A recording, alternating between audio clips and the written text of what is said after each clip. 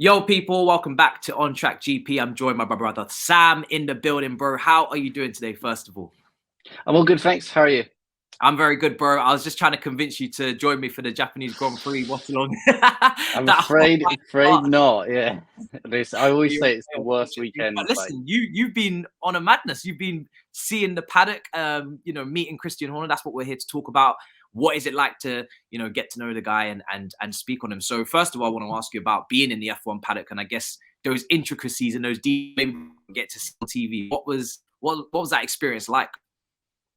yeah, so it's like a very chaotic one. Is probably the way I would describe it. Like, as you can imagine, like there's so many people there. There's so much media there. Like, I think you see more celebrities than you have done in your life just walking about. I mean, I was in Zandvoort and I saw like Anthony Joshua just walk by me, and I was like, oh, there's a heavyweight champion of the world or whatever.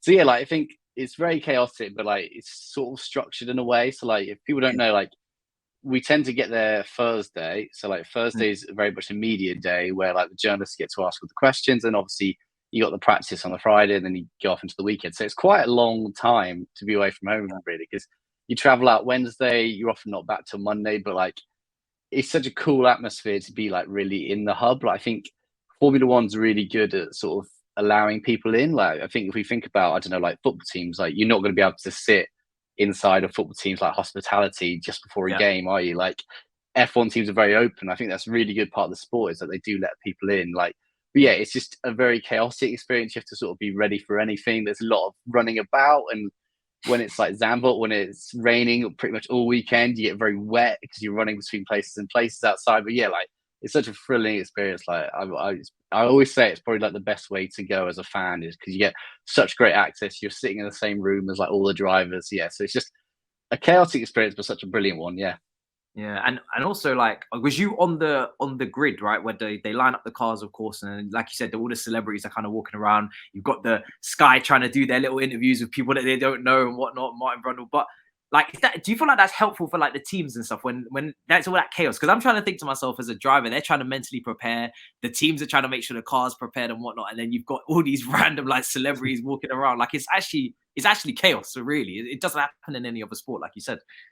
Yeah, I'm 100% with you on that. Like, if I was a driver, all I want to do is try and focus on the race. Like, it's madness that we're this close and like they're being asked. And like, I think there's sort of a general rule that they don't really get bothered that much. Like, yes, Martin Brundle or whatever might occasionally ask them for a question, but you can Yeah. sort of tell when they want to be left alone. And I think the media managers do a very good job of being like, no, you're not talking to him. Like, go away, kind of thing. Like, essentially, they're turning to bodyguards for like Yeah. 5 or 10 minutes. It's like, go away, you're not talking to him. But yeah, it's such a weird feeling that you not only are you about to compete, but you're also about to drive this incredibly quick car and essentially risk your life. And like you're talking to someone like Cara Delevingne for like 5 minutes beforehand. So yeah, it's very chaotic. It's funny, like so you'll have a bell that rings. It's like being at school where like a bell rings and then suddenly everyone disperses off You the just grid. Like yeah, you all have to get off and then suddenly you see the cars again. Oh yeah, they were under all those mountain of people. But yeah, it's a very weird thing. I guess it's sort of just happened over the years, and like drivers, I guess they're vaguely okay with it as long as they don't get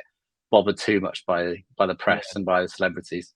It's mad. And also, I mean, like I said, it must be an insane experience just to be walking past as like these celebrity that you didn't think you'd come so close to, like Anthony Joshua's, like you said. So it is such a surreal, but like you said, chaotic experience. I want to ask you about meeting Christian Horner as well and having a sit down with him. And what was he kind of like? Because he's almost, and I feel like he's embraced it, but he's like the villain of Formula One in terms of the directors at the teams, because he's the one that will play into the script, and he will be the one to raise the question with the FIA, or say a snarky or sneaky comment at another team. He's the one that kind of brings his personality across a lot and doesn't just get so wrapped up in the car and the drivers. He's actually he's good for the cameras. He knows exactly what he's doing. He's got a character. What was it like to sit down and talk with him and get to know his personality a bit more? Yeah, I mean, you're right. He's very much like the Marmite figure of Formula One. Like people either love him or they hate him. There's no one who doesn't really have an opinion on him. And you're right. Like anytime there's an issue, he's more than happy to step in front of the Sky cameras and give it a chat. But I think the most interesting thing I found was like he's sort of completely different away from the media, like away from the on camera media. At least like on camera, he's very not bolshy, but he's very like forthright with his opinion. He's not afraid to say what he really feels, and like And I think when you speak to him away from the camera, he seems like a lot more relaxed. He's very happy to give longer form answers. So to sort of give people an idea of how it works to get interviews, like it's a very hard process. Like it's good because we're all there in the same place, but at the same time, there's so many other media people who want to speak to various drivers and stuff like that. So to give you some context about the Christian Horner one, I was supposed to speak to him originally in Silverstone, and like that got cancelled day of. I was supposed to speak to him in Spa, and that got cancelled day of. And then I finally got to speak to him in Zandvoort. So like it was pretty much the third try of getting to speak to him. That's just, I mean, that's to be understand. He's obviously very busy. He has, as if people don't know, he's also the CEO of Red Bull, so he has a lot of those duties he has to do. He has to speak to sponsors, has to speak to a load of people. And then also he has the sporting side. So I think the 2 times it got cancelled is because he got pulled into an FIA meeting before the race. So like that's fair enough. Like I can't be annoyed that he's got to go do the sporting side of it. So yeah, like these interviews take a long time to happen. Like sometimes you get, like they get cancelled the day of and stuff like that. So to finally sit down with him was like it was a relief more than anything that we got there. Like, but yeah, like usually at that point you've prepared. Yeah, I've had the questions. I've had to update them because they're now out of date. It was like, how do you think you're gonna do like blah blah, and it's completely out of date. So I'm like, never mind, don't need to ask that. But yeah, luckily, like the interview I did with him was quite like general, so we weren't too specific. Luckily, so a lot of the questions survived. But the way it tends to work, especially with drivers, is you get like at most 10 minutes, like, and it's a really quick fire kind of thing. It's like question, question, question, question.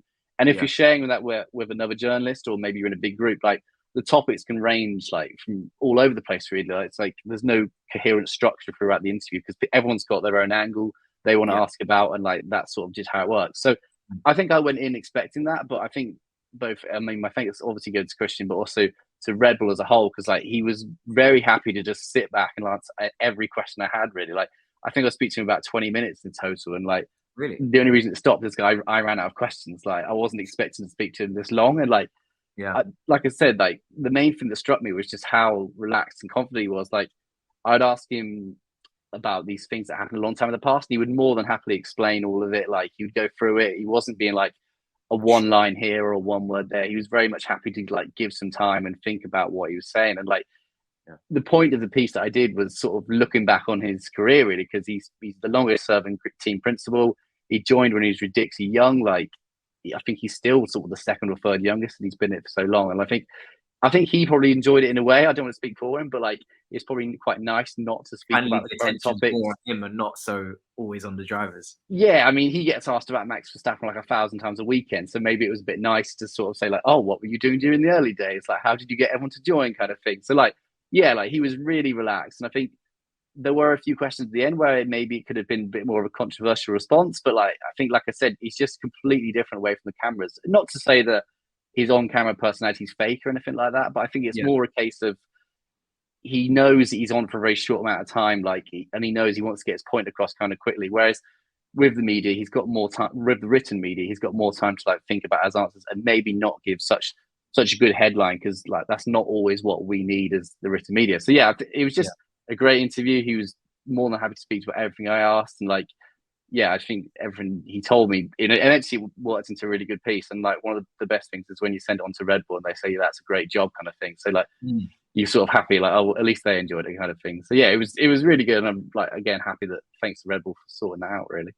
Yeah, it must be nice to see that other side to him, because like I said, for me, I only get to see that shorter and sometimes emotional side as well, because obviously we're seeing him before or after a race. Tensions are high and there's a lot of pressure and for performance as well. And especially because he went through that period at Red Bull where he did stick it out through that Mercedes dominance and have to watch a title after title and race win after race win and have to try and rebuild that team again to come and be back at the top where they are at now. He's done the full cycle. So he now doesn't want to lose that spot, and he knows the rules and regulations will go against him, and they'll try and, make his car maybe a little bit less competitive. And that's what they do in Formula One to keep it interesting.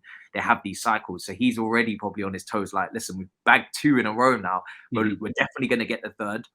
It's only so long before they actually start to make things really difficult for us and change the rules and restrictions for the car and whatnot to try and, bring other teams up and push us back down. So I want to ask as well, how many drivers and team principals have you interviewed, and where would you rank them? I guess like your favorite, maybe even your least favorite, if you're allowed to say.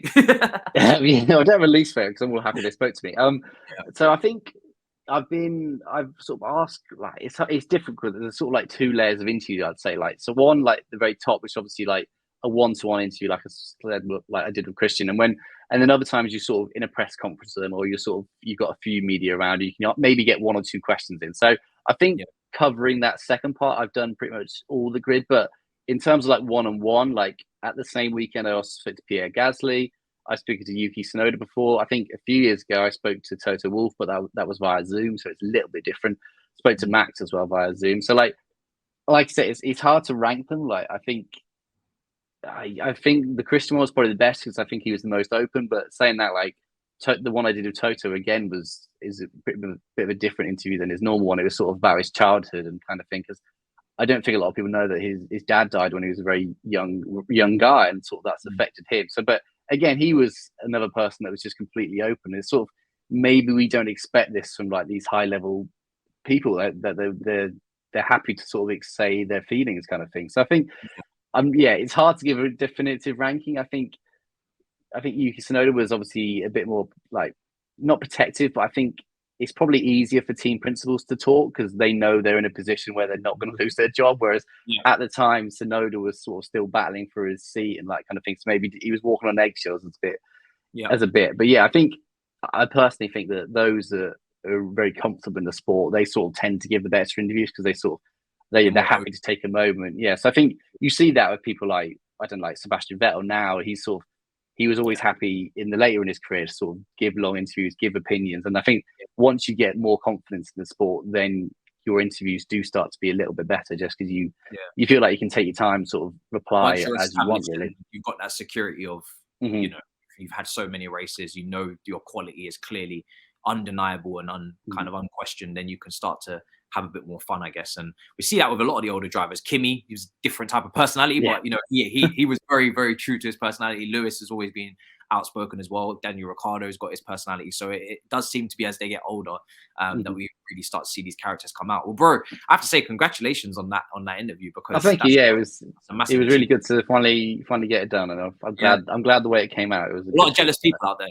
Be like, yo, Horner. I'm sure Abby in particular will be like, "What?